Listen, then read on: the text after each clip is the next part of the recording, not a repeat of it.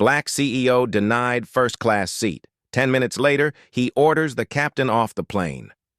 Before we dive into this story, hit the comments and tell us your city or country. Let's see how far this story reaches. If you like the video, please subscribe. He paid for first class, wore a tailored suit, carried himself with quiet power. But when he stepped onto the plane, the flight attendant blocked him. "This cabin is for our top-tier passengers only," she said. She didn't ask for his ticket. She just assumed. 10 minutes later, she would find out who he was, and the man she dismissed would make one call that grounded the entire flight and left the pilot off the manifest. What kind of world do we live in, where dignity must still be proven? Watch until the end. David Langston wasn't flashy. At 42, he'd built a multi-million-dollar logistics empire from scratch. Quiet efficiency, relentless work, and a deep belief that his success should speak louder than any introduction. He'd just closed a deal in Atlanta and was flying back to New York on a last-minute booking. First class, of course. His company had recently partnered with the airline on a $200 million contract for international cargo routing. But the cabin crew didn't know that. Dressed in a sharp gray suit with minimal branding, David looked like any other businessman. But, to some, he didn't look like he belonged in first class. As he stepped onto the plane, hand lightly gripping his briefcase, he nodded politely to the flight attendant. She didn't nod back. Instead, she stepped in front of him, and everything changed. "I think you're in the wrong cabin," the flight attendant said, arms crossed, eyes narrowed. David calmly pulled out his ticket. 1A, she didn't even glance at it. "This area is reserved for our premier passengers. Coach is in the back." David didn't raise his voice. He never needed to.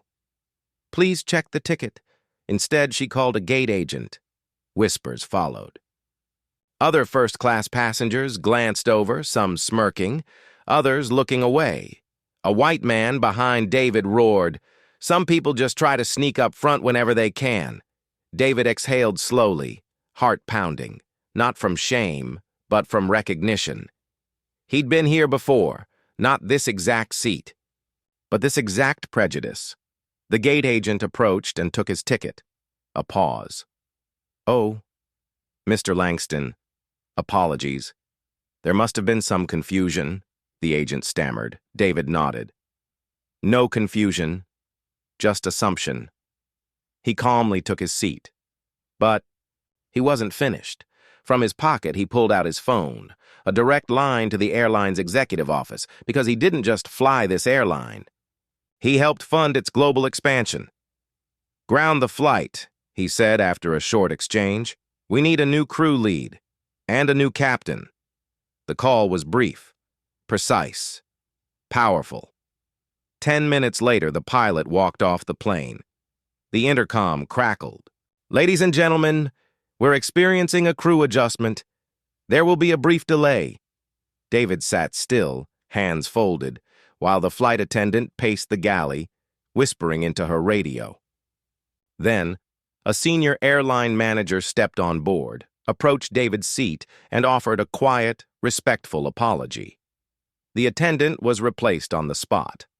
The captain, an old friend of hers, was also reassigned. Passengers murmured.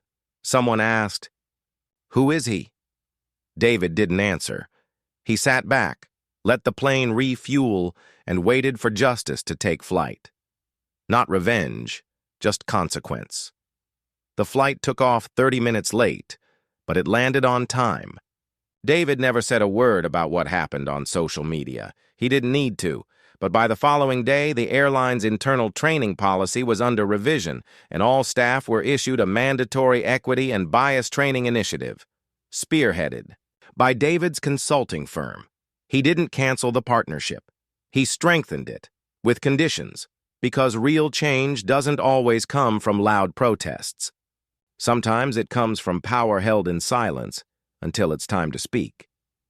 The woman who saw a black man and assumed he didn't belong learned the truth the hard way. Respect isn't something you earn by proving your worth, it's something you deserve by existing. How many more times must appearance judge people before dignity becomes standard? Drop your city in the comments and share if this moved you.